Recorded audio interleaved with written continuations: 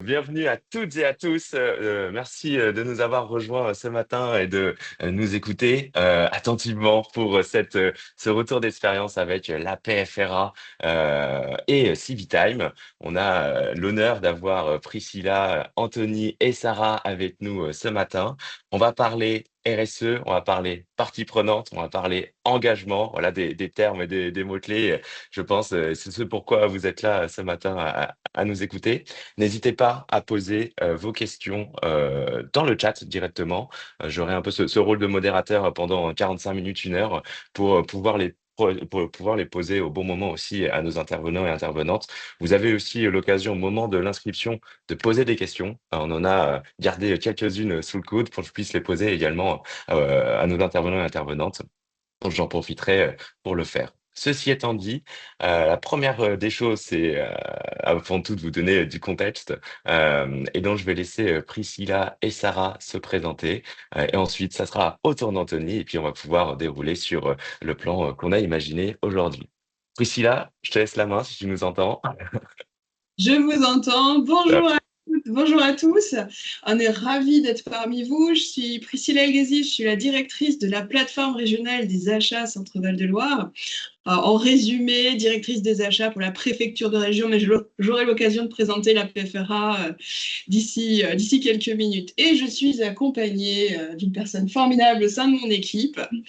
À toi l'honneur. Eh bien, bonjour à toutes et à tous. Je suis Sarah Berthelard. Je suis acheteuse du coup dans le service de Priscilla depuis à peu près 3 ans et j'occupe également la casquette de référente achat responsable pour du coup la préfecture de région et chargée de projet du coup avec Civitime sur ce qu'on va vous expliquer. Top, merci beaucoup à toutes les deux. Anthony, je te laisse la main pour te présenter aussi, puis après on va revenir sur ce qui est la PFRA pour rentrer un peu dans les détails, parce que évidemment, je pense que tout le monde ne connaît pas forcément les rouages aussi de ce qui est une plateforme régionale des achats de l'État. Ouais, merci Alban. Bonjour à toutes et à tous. Donc Anthony, moi je suis le fondateur de la société Civitime. Civitime, c'est une structure donc, que j'ai créée il y a 8 ans maintenant et notre job, c'est d'aider les entreprises et les organisations à engager leurs parties prenantes dans la RSE à travers des modules gamifiés, interactifs, prêts à l'emploi. Donc vraiment proposer à nos clients des contenus qui vont être perçus par les collaborateurs comme un vrai plaisir à parcourir pour leur transmettre les messages liés à la RSE et donc de manière digitale. Et on accompagne une centaine de clients en France et à l'étranger, aussi bien des acteurs publics comme la PFRA que des entreprises privées, des corporates, des associations. Voilà. Super, je pense que c'est assez clair. Merci Anthony. Avant d'arriver sur cette belle histoire qui vous lie côté PFRA et côté Civitime, comme je le disais juste avant, on va revenir sur ce qui est la PFRA pour bien comprendre le contexte. Et puis ensuite, on va découvrir les enjeux RSE, notamment de la PFRA. Sarah, Priscilla, je vous laisse la main. C'est parti. Alors, la PFRA, c'est... Attention, une société secrète, non, pas du tout. C'est un service de l'État placé sous l'autorité de la préfète de région, mais également sous l'égide de la direction des achats de l'État. Donc en fait, on a 2 niveaux décisionnaires pour diligenter la politique des achats de l'État au niveau régional. Donc un axe central avec effectivement une direction des achats de l'État qui va driver la politique des achats à l'échelon national. On nous appelle le bras armé de la DAE, Direction des achats de l'État. N'hésitez pas non plus, si j'utilise trop de sigles, à poser des questions dans le chat. Nous y répondrons. Et bien entendu, sous l'autorité de la préfète de région qui est compétente à l'échelon régional. Voilà. Donc, elle est chargée de faire quoi, cette PFRA? Elle est chargée, bien entendu, de passer des marchés interministériels et ministériels et d'organiser des mutualisations pertinentes sur des segments métiers, par exemple, et de mobiliser le tissu économique pour tout ça et nos différents partenaires régionaux. Aujourd'hui, on comptabilise dans notre réseau d'acheteurs environ 604 acheteurs de l'État, puisqu'on intervient pour l'ensemble des ministères présents au niveau régional. C'est ce qu'on appelle les services déconcentrés de l'État. On a également les établissements publics dont le siège est en région Centre-Val de Loire. Donc tout ça, ça fait un petit peu de monde. En termes de statistiques, on est sur à peu près 150 millions d'euros d'achats de l'État en région. Ça représente 102 administrations en tant que telles, 102 pouvoirs adjudicateurs. Attention, pouvoir adjudicateur, c'est le donneur d'ordre, pour faire simple. Dont 22 établissements publics. Ça recommence à représenter une masse plutôt conséquente d'interlocuteurs. Mais je viendrai expliquer pourquoi c'est important d'avoir en visibilité cette quantité d'interlocuteurs, puisque l'utilisation des outils de Civitime est effectivement tout à fait nécessaire pour driver un réseau aussi vaste. On a 321 contrats actifs sur 2024 et on va dire entre 110 et 120 fournisseurs, puisqu'on a notifié quelques contrats là, ces derniers jours, qu'il faut aussi effectivement emmener sur l'ensemble de ces enjeux.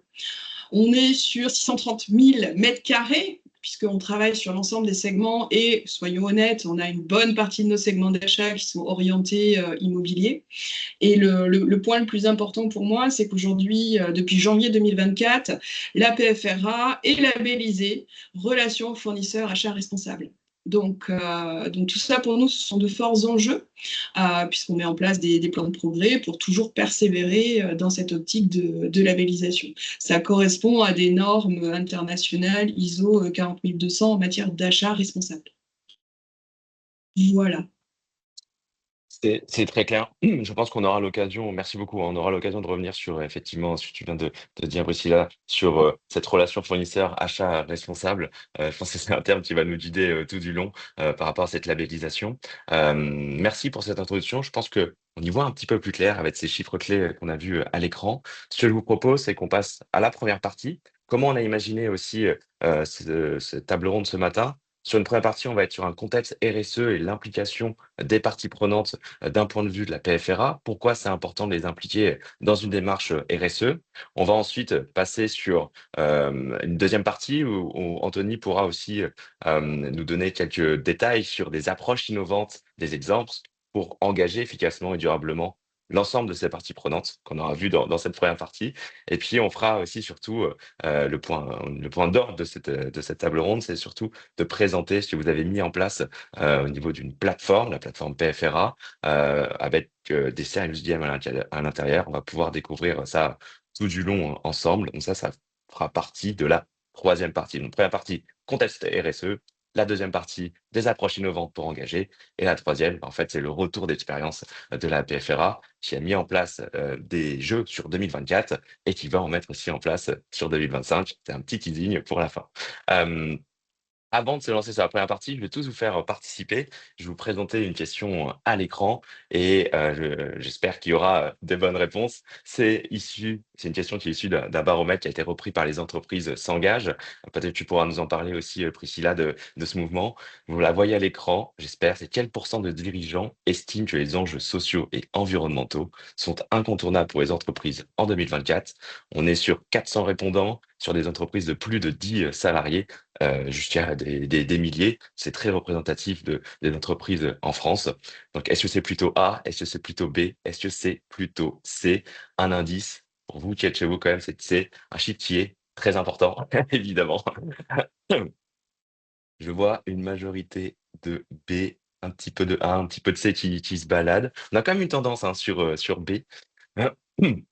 Qui se dégage. Je laisse encore quelques instants pour que tout le monde puisse répondre. Et je vais pouvoir aussi me permettre de vous mettre la source de ce baromètre dans le chat, si vous voulez regarder la bonne réponse. Tout vous dire, la bonne réponse, c'est la réponse C. On a 90% des dirigeants qui estiment et qui déclarent que ces enjeux que vous voyez à l'écran sociaux et environnementaux sont des enjeux incontournables pour les entreprises en 2024. Ma première question, Priscilla, suite à ce chiffre, c'est est-ce que tu peux nous le commenter aussi? Quels sont, enfin, tu dois le voir au quotidien, ces enjeux sociaux environnementaux. Comment vous faites en sorte de vous positionner avec la PFRA pour accompagner justement ces 90%, même ces 100% des dirigeants qui ont un intérêt pour la RSE?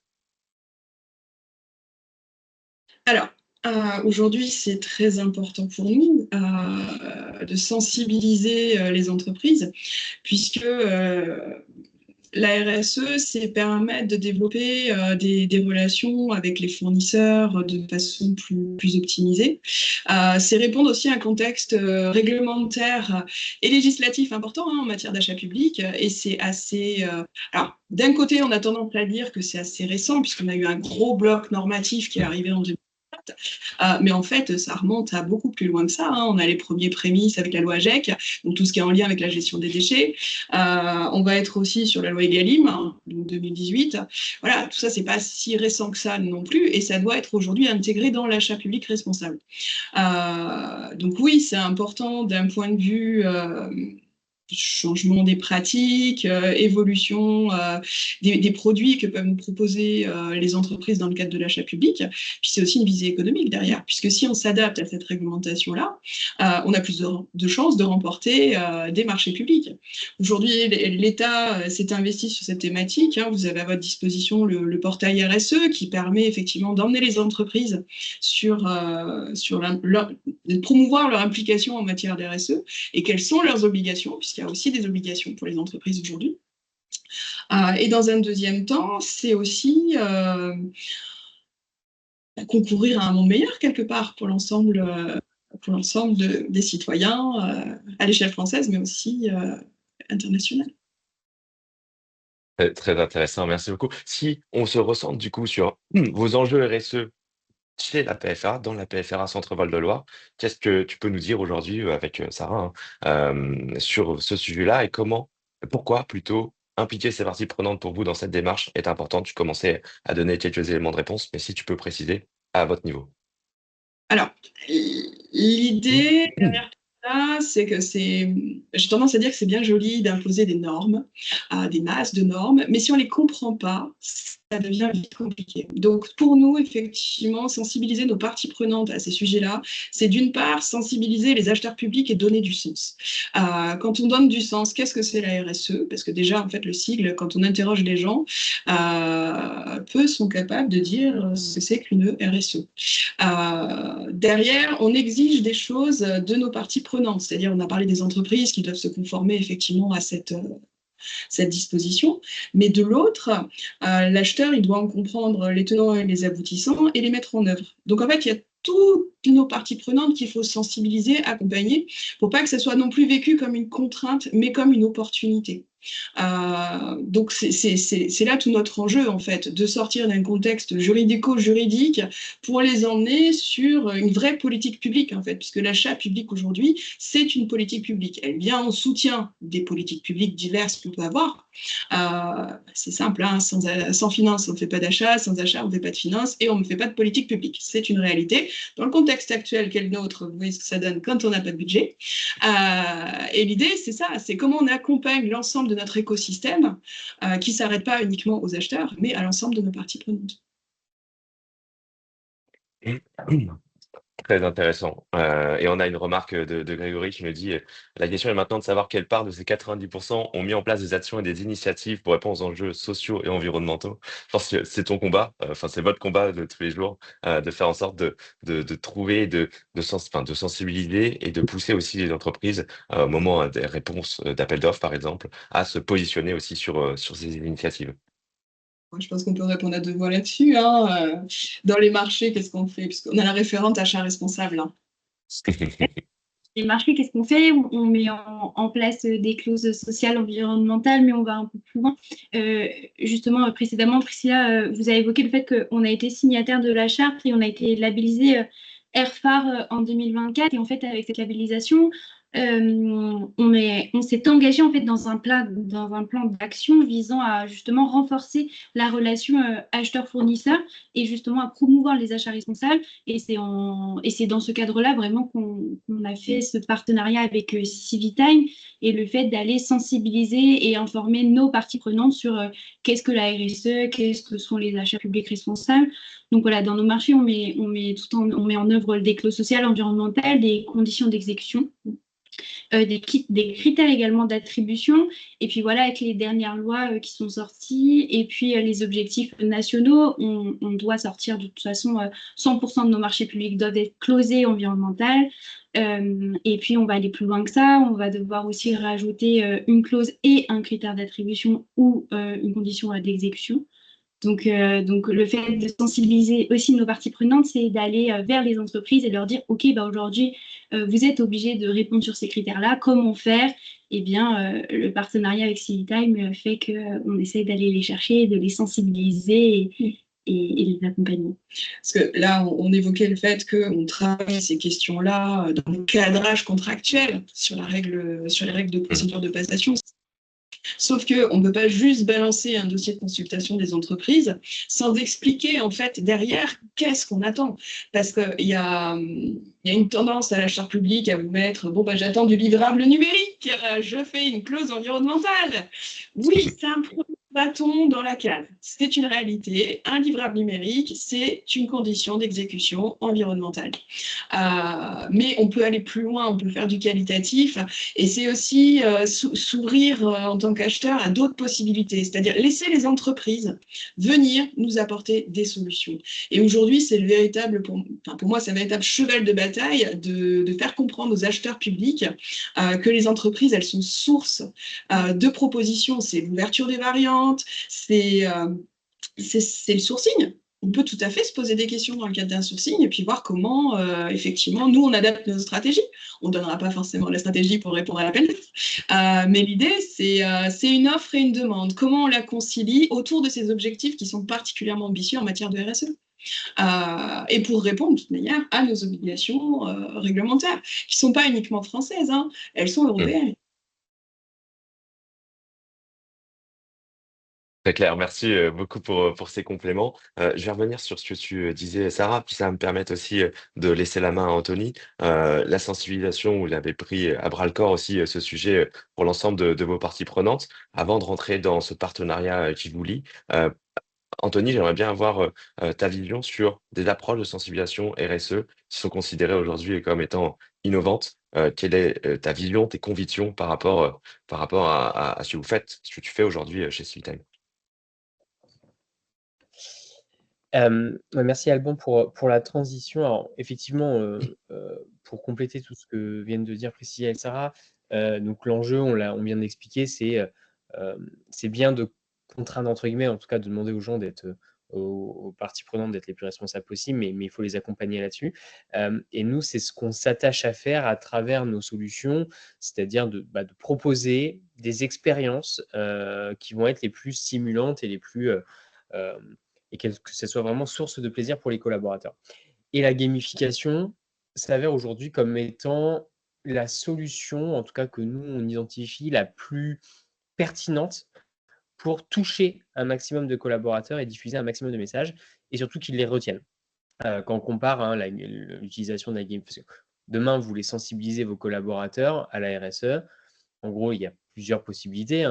Si je fais je grossis un peu le trait en n'en mettant que 3, mais soit vous allez faire des ateliers en présentiel, vous allez faire une fresque du climat, vous allez faire un atelier d'automne qui sont de super supports pédagogiques, mais qui sont, pour être vraiment efficaces, doivent être faits en présentiel. Donc ça nécessite, si vous avez 200 collaborateurs à sensibiliser, c'est un investissement. Et la contrepartie de ça, c'est que ça a cet effet assez one-shot. Les fresques et les ateliers d'automne, aussi pertinents qu'ils soient, sont plutôt sur du one-shot et ne vont pas faire vivre la RSE tout au long de l'année. Ou alors, vous allez pouvoir aussi faire du e-learning, par exemple. Mais du e-learning, on sait à quel point, s'il n'est pas rendu obligatoire et si on ne tape pas sur le doigt des collaborateurs pour qu'ils le fassent, on sait personnellement que si vous arrivez à avoir 10% de taux de participation à un e-learning non obligatoire, c'est déjà énorme. Donc à partir de là, il faut trouver d'autres solutions. Et du coup, la gamification s'avère comme un outil particulièrement efficace pour avoir des taux de participation volontaire beaucoup plus élevés. Parce que le format est innovant, des satisfactions des utilisateurs aussi beaucoup plus élevées, puisqu'on a en moyenne, donc on double le taux de participation en utilisant des solutions gamifiées par rapport à du e-learning classique, et plus 25% sur le taux de rétention des connaissances, donc ce qui est assez intéressant. Tu peux passer à la slide suivante, Alban. Voilà. Toi, tu n'avais pas une autre slide entre les deux? Voilà, parfait. Pour vous expliquer un peu comment on a construit tout ça chez Civitime, quand j'ai créé Civitime, donc il y a 8 ans, non, j'ai dit 8 ans tout à l'heure, mais ça fait 7 ans, je ne vais pas nous vieillir, ça fait que 7 ans, j'ai encore une jeune entreprise. Quand j'ai créé Civitime il y a 7 ans, je me suis entouré, on a fait appel à des psychologues du travail pour vraiment construire quelque chose, enfin, pas juste créer des modules gamifiés pour se faire plaisir, mais vraiment se dire, OK, quels sont les leviers psychosociaux sur lesquels il est nécessaire d'agir pour faire en sorte qu'un collaborateur en entreprise soit véritablement engagé dans la RSE. Et en menant ce travail avec donc le psychologue, on a identifié les leviers psychosociaux sur lesquels agir pour parvenir à cet engagement. Et à partir de là, on a construit une approche, une méthodologie de l'engagement en 4 étapes. La première étape, je vous apprends rien, on en parle souvent, c'est la phase de sensibilisation. Sensibilisation, où là, on va vraiment donner des informations, transmettre des informations génériques sur le développement durable pour semer la graine et faire prendre conscience aux collaborateurs des enjeux auxquels nous sommes confrontés. Alors, je dis aux collaborateurs, ou en tout cas, peu importe, à l'utilisateur, des enjeux auxquels nous sommes confrontés. Une fois qu'il a conscience de ça, on va pouvoir passer en phase d'adhésion. La phase d'adhésion, là, notre objectif, ça va être d'expliquer aux collaborateurs ce que l'organisation met en place pour répondre à ces enjeux-là. Donc, notre objectif, ça va être de le faire adhérer à la stratégie RSE de l'entreprise. Troisième étape, l'implication. C'est OK, on t'a expliqué les enjeux, on t'a expliqué ce que l'entreprise va mettre en place. Maintenant, voilà comment toi, en tant que collaborateur, tu peux devenir acteur de cette stratégie RSE. Et enfin, la dernière étape, la phase de valorisation, où là, on en fait carrément des ambassadeurs. On veut que les collaborateurs soient capables de parler aussi bien en interne qu'en externe de la RSE auprès des différentes parties prenantes. Et donc, quand on en arrive là, quand on arrive à amener les collaborateurs jusqu'au niveau 4, là, on a des gens qui sont engagés dans la durée, dans la stratégie RSE. Alors, bien sûr, on n'amène pas tout le monde de la phase 1 à la phase 4, on en perd au bord de la route, mais il suffit d'amener 10% de votre population que vous voulez toucher sur cette phase 4 pour que petit à petit, toute l'organisation bascule, et c'est ce qu'on cherche à faire. Et un point qui est important aussi, c'est que cette sensibilisation, c'est nécessaire, donc là, on le présente un peu comme différentes étapes qui se succèdent, mais cette sensibilisation, elle est constante. C'est-à-dire que, il faut toujours rappeler le pourquoi. C'est important de toujours rappeler le pourquoi, de rappeler les enjeux, qui évoluent en plus, hein, quand on parle de RSE, quand on parle notamment si je prends le volet environnemental de la RSE, si je parle du réchauffement climatique, il y a tout le temps de nouvelles data, de nouvelles choses à partager pour continuer à donner le pourquoi. Parce que c'est ça qui permet d'ancrer et d'instaurer, enfin, que les changements s'intègrent dans le temps, et c'est ce qu'on cherche à faire. Donc ça, c'est l'approche de manière très théorique qu'on a. Et après, pour chacune de ces approches, on va construire des solutions en se basant sur la gamification. La gamification, et tu peux passer à la slide suivante, Alban, je te remercie. La gamification, c'est un terme un peu barbare, et parfois quand on parle de gamification, les gens vont s'imaginer qu'on va faire jouer les collaborateurs à Mario Kart ou à Pac-Man. C'est pas vraiment ça, la gamification. La gamification, ça a pour objectif de transformer une activité qui peut être perçue comme contraignante en une activité qui va être stimulante et source de plaisir. C'est littéralement ça, et rien que ça, la définition de la gamification. Et quand on réfléchit et qu'on prend un peu de recul là-dessus, on se rend compte que finalement, la gamification, elle est présente dans notre quotidien. Que ce soit dans nos environnements perso, dans nos environnements professionnels, la gamification est présente un peu partout pour justement nous inciter à réaliser des actions qu'on perçoit comme contraignantes. Je vous prends un exemple. Donc, vous voyez à droite là, les 9 leviers de motivation de la gamification. Alors, ce n'est pas nous qui l'avons inventé, ça, c'est issu de toutes les théories qui existent sur la gamification. Je vous prends un exemple sur le levier qu'on appelle le levier de motivation en haut, là, compétences et maîtrise. Vous avez probablement tous autour de la table, ou quasiment tous, un profil LinkedIn. Je ne sais pas si vous vous rappelez la première fois que vous vous êtes inscrit, quand vous avez commencé à compléter votre profil LinkedIn. Quand vous commencez à compléter votre profil, vous avez une petite jauge de progression qui se remplit petit à petit. Donc, en fait, quand vous commencez à mettre votre école, vos précédentes expériences professionnelles, ça va très très vite. Vous voyez que la jauge elle passe de 10, 20, 15, 30, 40, 50%. Et ça, c'est stimulant. Ça se dit, OK, bon, allez, je remplis encore un peu et je vais vite arriver à 100%. Sauf que l'algorithme LinkedIn fait en sorte que vous n'arriverez jamais à remplir cette jauge à 100%. Petit à petit, ça va avancer beaucoup moins vite. Ça, c'est un levier. En tout cas, ils utilisent, c'est un levier de gamification, cette notion de complétion, de compétence et de maîtrise pour pouvoir monter la jauge jusqu'à 100%. Un autre levier de motivation, ou en tout cas pour faire passer les gens à l'action, celui que vous voyez à gauche, qui est ce qu'on appelle l'aversion à la perte. C'est un peu le principe, des soldes, c'est un peu le principe du déstockage. Et là-dessus, par exemple, vente privée se sert très très bien de ce levier de motivation pour pousser les gens à l'achat. Vente privée, vous allez avoir des super produits à des prix très intéressants, mais disponibles que pendant 24 heures ou 12 heures. Et c'est ça qui va vous pousser à l'action. C'est l'aversion à la perte, le fait que si vous ne passez pas à l'action maintenant, vous passez à côté d'une opportunité. Ça, c'est de la gamification. Pour vous donner un dernier exemple, qu'est-ce que je peux utiliser? Waze, juste Waze. Waze, tout le monde utilise Waze. Ah non, tiens, un autre exemple que tout le monde utilise encore plus que Waze, je pense. Alors, vous faites tous vos courses dans des grandes surfaces et vous avez probablement une grande surface dans laquelle vous allez plus souvent que les autres. Peut-être parce que vous avez une carte de fidélité de cette grande surface. La carte de fidélité, c'est de la gamification. C'est-à-dire que petit à petit, vous allez posséder un maximum je ne sais pas trop comment ça s'appelle dans les magasins, des smileys. Dans Smiley, ça doit être la SNCF ou le train, mais peu importe. Vous allez collecter à un moment des points et inconsciemment, vous allez retourner dans ce même magasin parce que vous voulez encore plus de points. Et ben ça, c'est de la gamification.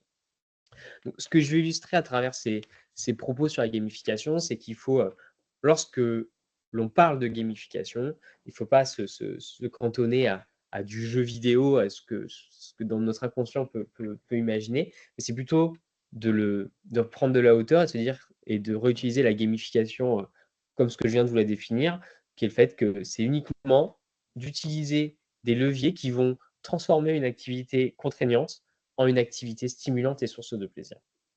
C'est que ça la gamification.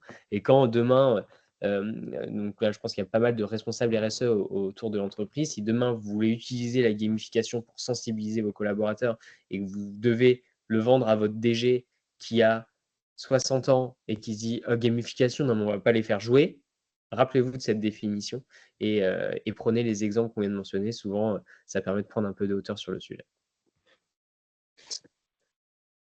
Merci Anthony pour cette présentation sur ce qu'est la gamification et cette boucle de l'engagement que je vous remets aussi à l'écran, qui est importante de passer de ces différents stades. J'ai une petite question avant de rentrer sur le retour d'expérience côté PFRA et la présentation de la plateforme.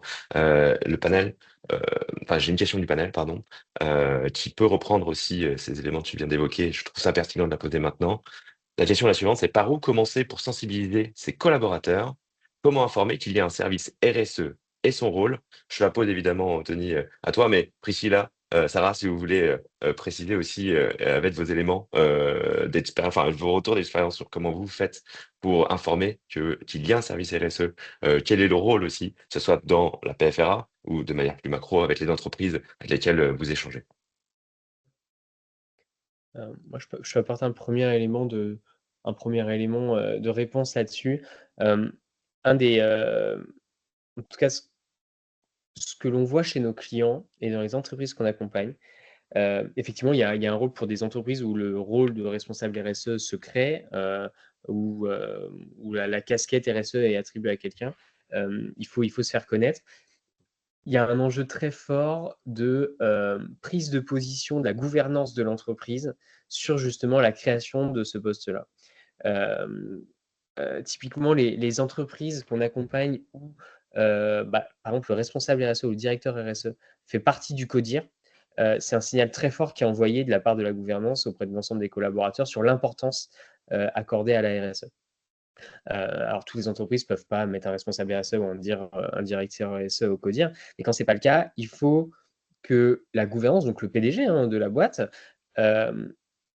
prennent la parole en expliquant pourquoi ce poste a été créé, qui bien sûr va être sur ce poste et quels sont les objectifs et les enjeux liés à ce poste-là.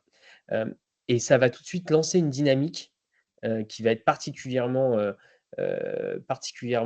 forte pour dynamiser la politique RSE de l'entreprise et embarquer un maximum de collaborateurs.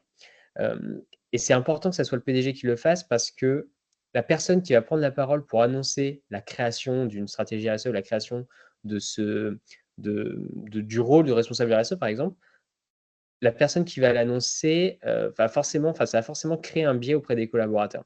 Je m'explique. Par exemple, si vous vous lancez dans une stratégie RSE et que c'est le directeur QHSE qui annonce qu'on lance une stratégie RSE, la perception que les collaborateurs vont en avoir tout de suite, c'est ah, ok, encore un sujet réglementaire, il va encore nous embêter avec son ISO, machin.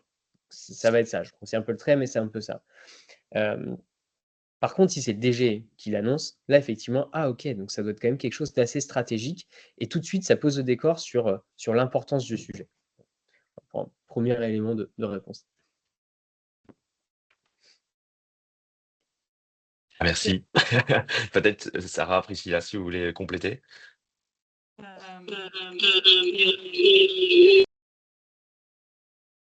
Je crois qu'on ne vous entend pas super. En tout cas, moi, ça m'a fait de l'écho et je vous ai perdu.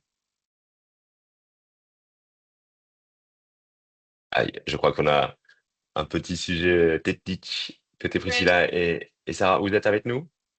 On est avec vous, ouais, c'est bon, vous nous Ok, entendez? ouais, c'est Super, bon. on a réglé notre problème d'affichage. Oui, quelques éléments de complément peut-être plus propres au secteur public, même si moi j'aime pas trop dissocier secteur public, secteur privé, parce qu'aujourd'hui c'est des fonctionnements qui sont assez Évidemment. clairs à quelques réglementations près.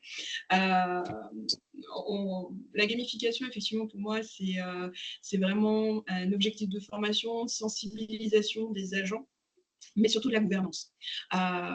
Comme tu l'évoquais tout à l'heure, effectivement, quand tu t'amènes auprès de ton dirigeant en lui disant on va jouer, il imagine tout à fait qu'on va jouer à Mario Kart. Quand en plus comme moi, tu as un profil de gameuse et qu'il le sait, bon, il s'imagine vite que c'est parce que j'ai envie de me faire plaisir. C'est pas l'idée. Et justement, on a dû expliciter ça. Et je pense que c'est important de le mettre en avant, de dire, mais non, c'est vraiment un outil managérial puissant de transformation des pratiques, de sensibilisation. Donc nous, effectivement, ça a été annoncé et assumé par un préfet, c'est qui est un PDG, c'est par effectivement une secrétaire générale qui s'est investie dessus. Bon, on a su convaincre, certes, en apportant ces éléments-là, et on a doublement convaincu puisqu'on continue, mais ça, je ne vais pas trop teaser pour la suite. Et c'est ça qui est important, c'est ce que tu disais, hein, l'annonce, passer par le leadership pour effectivement emmener l'ensemble de l'équipe. Ça marche aussi pour les intermédiaires. Moi, je sais que quand on s'est rencontrés, on a effectivement évoqué la possibilité du partenariat. Il a fallu convaincre aussi au sein de l'équipe parce que c'est un travail important de sensibilisation, d'animation de réseau. Mais ça marche. Ça marche. Eh ben, on va voir tout de suite si ça marche. On va voir tout de suite si ça marche de manière pardon, je disais de manière plus concrète aussi. Vous avez réussi à embarquer, comme tu disais, Priscilla, côté du préfet, avec une secrétaire générale. À quoi ça ressemble réellement ce que vous avez mis en place sur le projet? C'est toute l'affaire de notre partie 3. Et c'est ce que vous voyez à l'écran. Vous avez une frise que je vais vous laisser commenter, Priscilla, Sarah.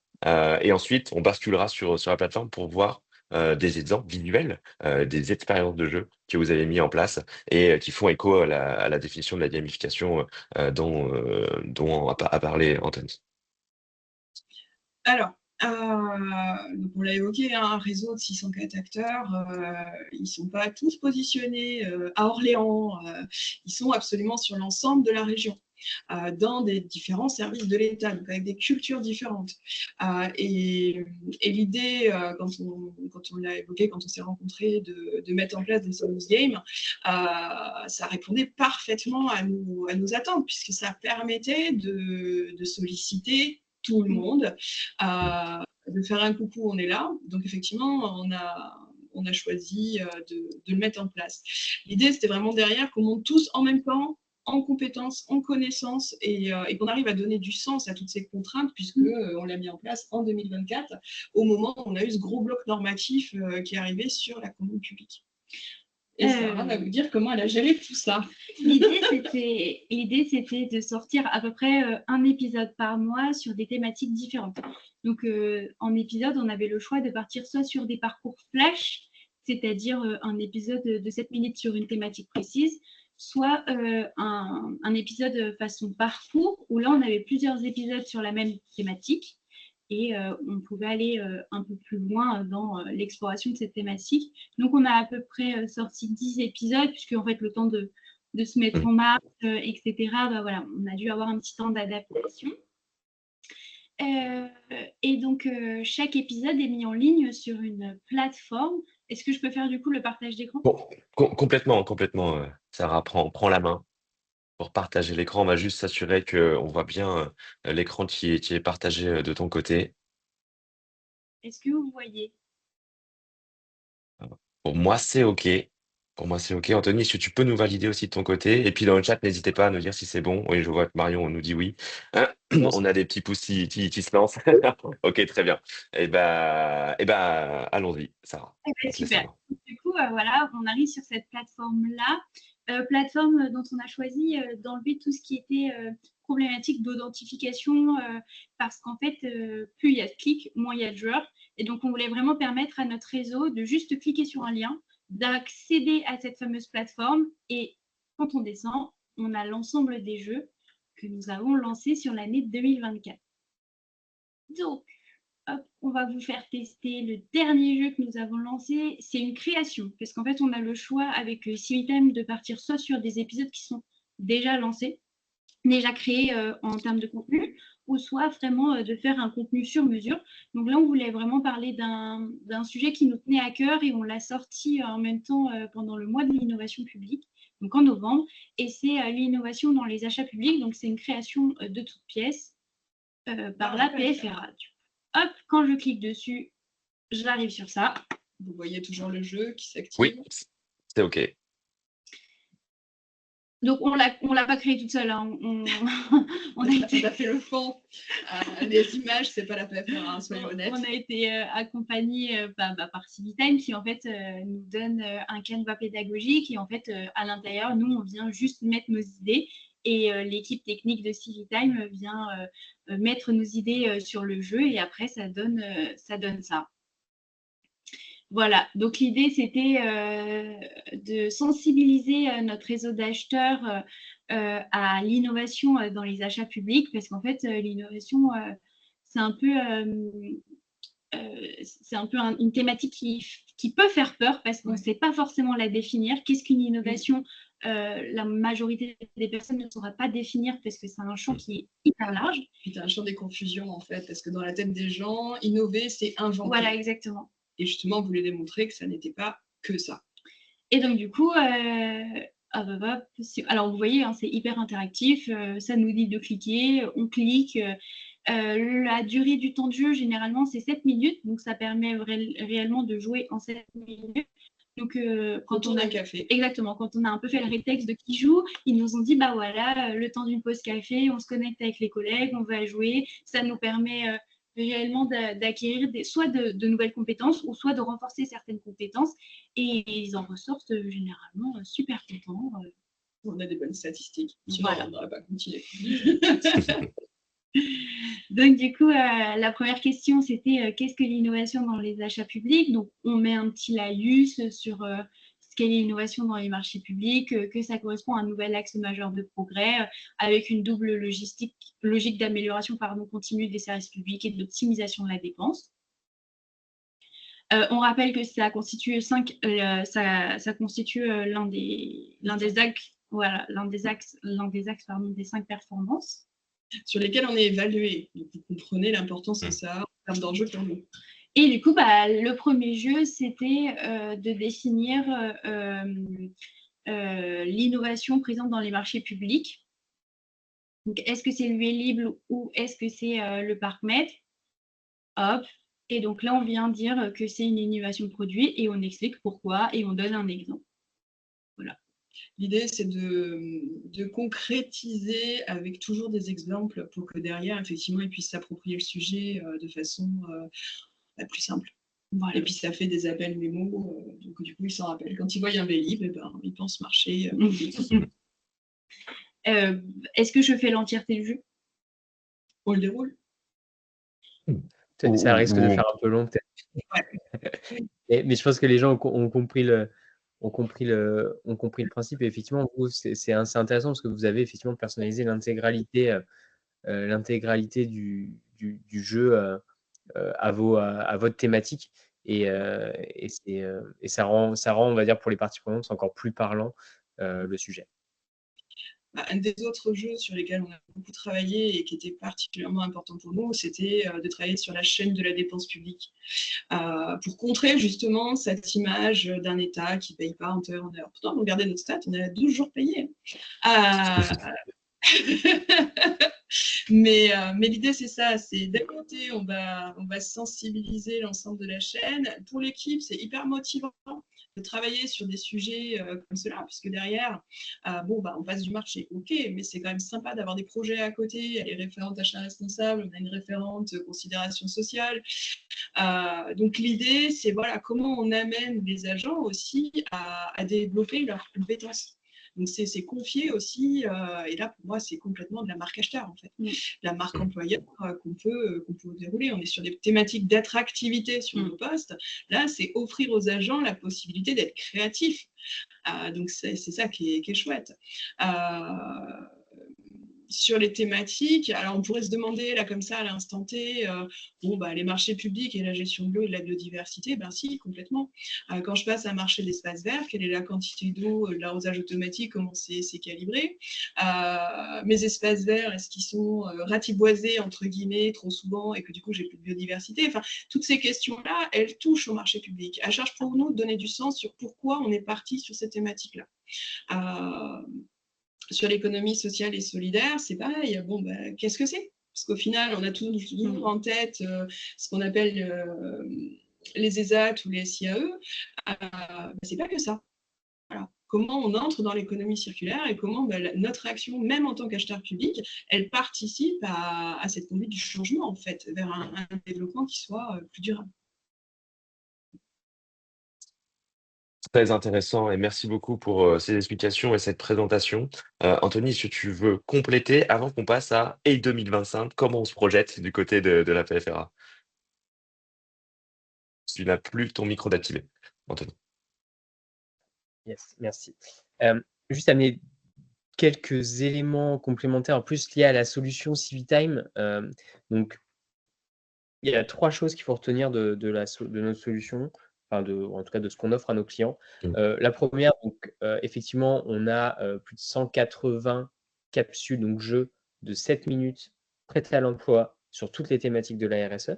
Donc ça peut déjà répondre à un besoin d'entreprises qui souhaitent parler de RSE tout au long de l'année sur différentes thématiques, notamment, par exemple, on se cale sur les temps forts. Vous savez, sur le calendrier RSE, tous les mois, il y a des temps forts RSE. C'est exactement ce qu'on voit à l'écran, en fait. C'est un peu ça. Donc ça, c'est notre offre plutôt sur étagère. Deuxième possibilité, c'est de repartir de ces capsules prêtes à l'emploi et de venir personnaliser le contenu à l'intérieur. C'est ce que vient de nous montrer Sarah.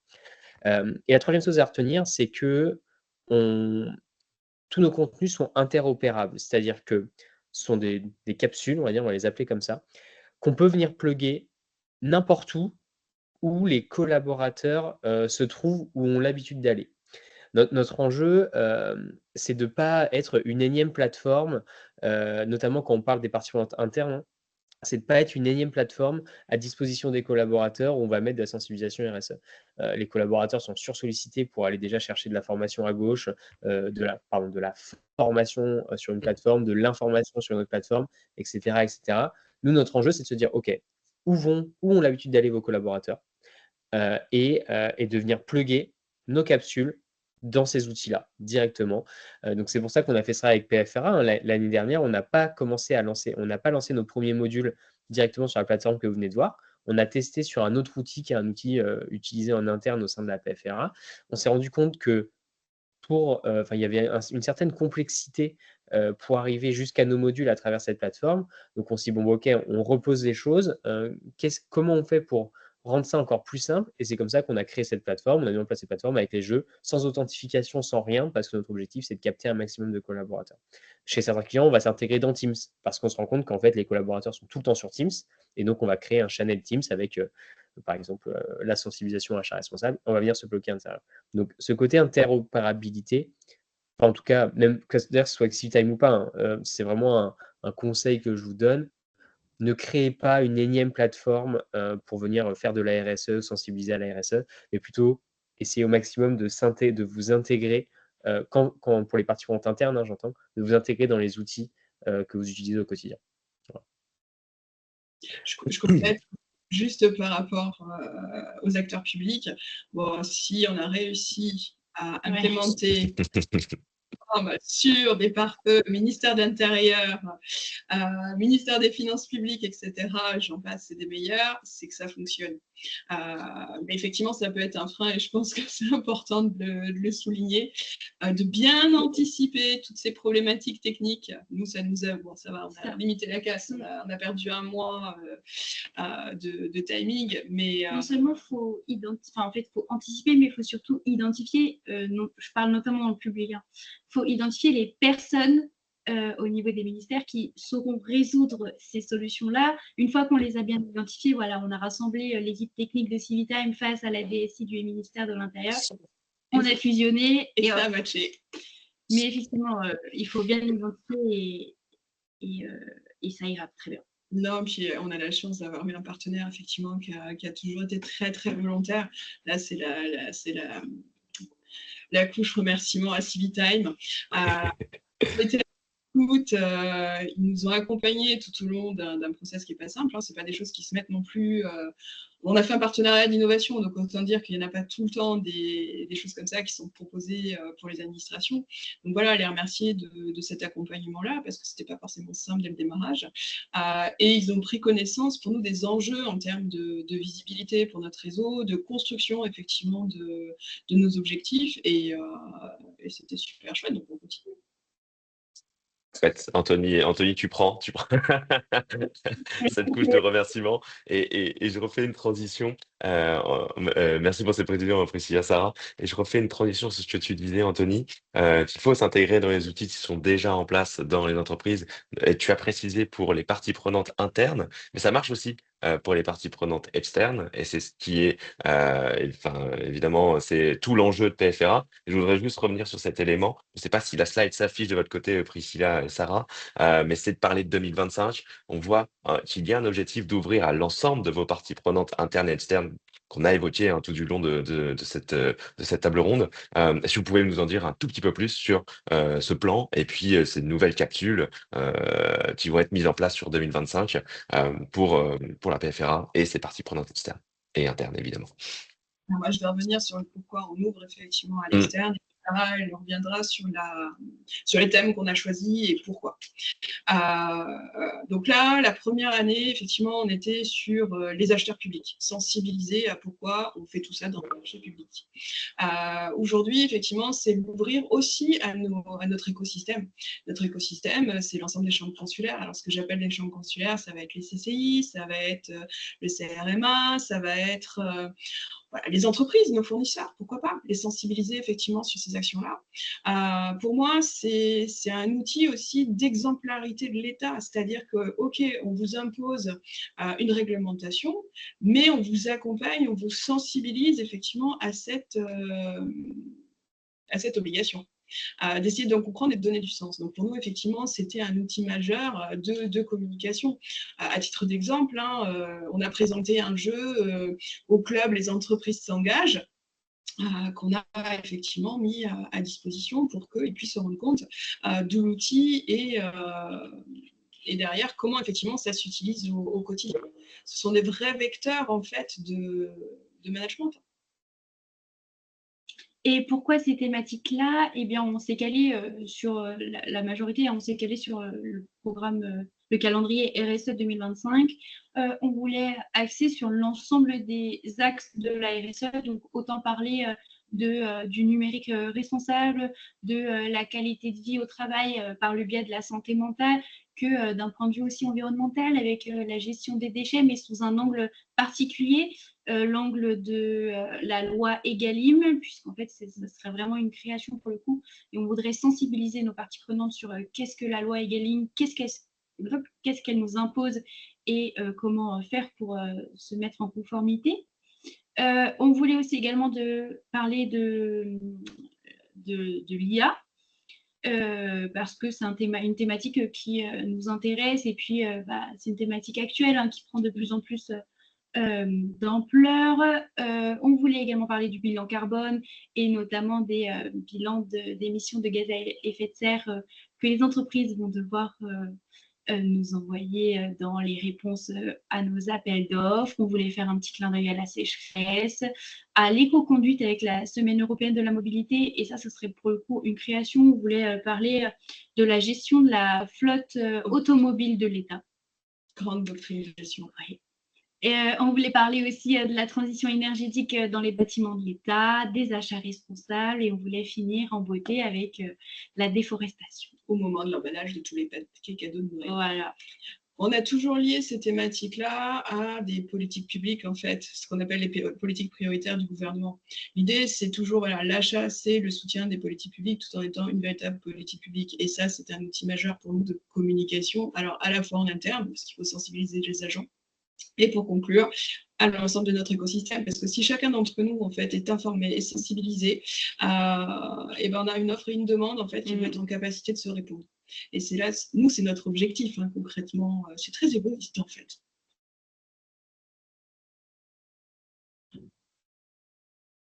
Anthony, est-ce que tu trouves ça égoïste? Tu n'as pas ton micro, encore une fois. C'est pas du tout égoïste, et c'est très bien. Mais enfin, c'est comment dire? Enfin, votre rôle, le rôle de la PFRA là-dessus, je trouve, enfin, plus globalement en fait, des acteurs publics et des acheteurs, plus globalement des acheteurs, il est crucial sur le fait de faire, d'embarquer les entreprises, les PME, les ETI dans la RSE. En fait, enfin, on le voit, c'est-à-dire que chaque dirigeant, les dirigeants, parce que c'est quand même eux qui, à un moment donné, doivent être à l'impulsion, va avoir un trigger, un déclencheur différent pour l'amener sur de la RSE. Pour beaucoup, jusqu'ici, le déclencheur, c'était le côté marque employeur qui apportait la RSE. On va engager mes collaborateurs, etc. Il y en a pour qui, tant que ce n'est pas une contrainte réglementaire, ils n'iront pas. Et par contre, quand ça commence à parler business, si ça commence à être un enjeu business, si pour gagner des marchés, il faut que je m'y mette, bah là, on arrive à embarquer un peu plus de personnes quand même. Donc, le rôle des acheteurs publics, pour moi, là-dessus, sur le fait, enfin, est crucial pour faire monter toutes les entreprises pour embarquer tout le monde sur la RSE. Et vous le faites particulièrement bien dans la région, sur la région Centre-Nord. Alors, je ne connais pas les autres, mais voilà, pour conclure, je pense que, enfin, voilà, vous avez un rôle, c'est pas égoïste, et au contraire, vous contribuez à faire monter tout le monde, à embarquer tout le monde sur la RSE. Oui, non, c'est égoïste, on est évalué dessus quand même un petit peu, mais ça nous tient à cœur. Et je pense qu'aujourd'hui, ça doit tenir à cœur de tous les acheteurs publics. Parce qu'on est là pour favoriser l'accès à la commande publique. On est là pour soutenir les politiques publiques. Et aujourd'hui, ce n'est pas assez mis en avant, en fait. Donc on saisit toutes les opportunités qu'on a pour effectivement emmener tout le monde avec nous. Et j'ai la chance d'avoir une équipe qui est particulièrement motivée sur le sujet, parce que ça aussi, c'est important, et de pouvoir déployer. Et puis une gouvernance, je tiens aussi à remercier ma gouvernance, sinon on ne financerait pas tout ça. Voilà, c'est capital de partir sur cette conduite du changement-là, parce qu'elle est douce. Elle est douce, mais elle est à impact. Donc c'est ça, je pense qu'il faut retenir, en fait. C'est très clair, et je pense que ça peut parfaitement illustrer ce qu'on vient de se dire hein, pendant l'heure. Et je pense que ça peut être le mot de la fin aussi. En tout cas, je tenais à vous remercier, il est déjà 11h59, donc je tenais à vous remercier, Priscilla, Anthony, d'avoir été avec nous, Sarah, nous avoir fait le plaisir d'être avec nous aussi, bien évidemment. Je crois que ça a été assez clair, assez bien compris cette approche. De toute manière, s'il y a des questions, on peut vous retrouver, je pense, sur les réseaux ou sur des événements Qu'importe les noms d'ailleurs de ces événements, mais c'est plutôt sur les achats ou sur la présentation de la labellisation, des choses comme ça. Il y a pas mal de groupes aussi qui font sur les achats responsables, il me semble. Et on a parlé des entreprises s'engagent aussi, c'est des clubs où il y a pas mal de rencontres aussi entre acteurs publics, privés, qui viennent échanger sur les bonnes pratiques. Donc je pense que évidemment, vous allez croiser Priscilla ou Sarah sur ces événements ou Anthony, bien sûr. Voilà, ceci étant dit, il me reste à remercier toutes celles et ceux qui nous ont écoutés jusqu'au bout.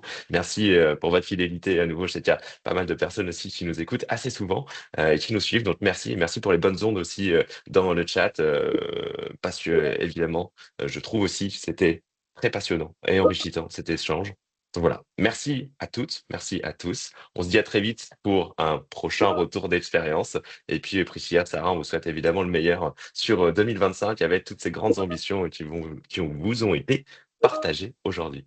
Bonne journée, Bonne journée à tous. Merci. à bientôt, Au revoir. au revoir. À bientôt.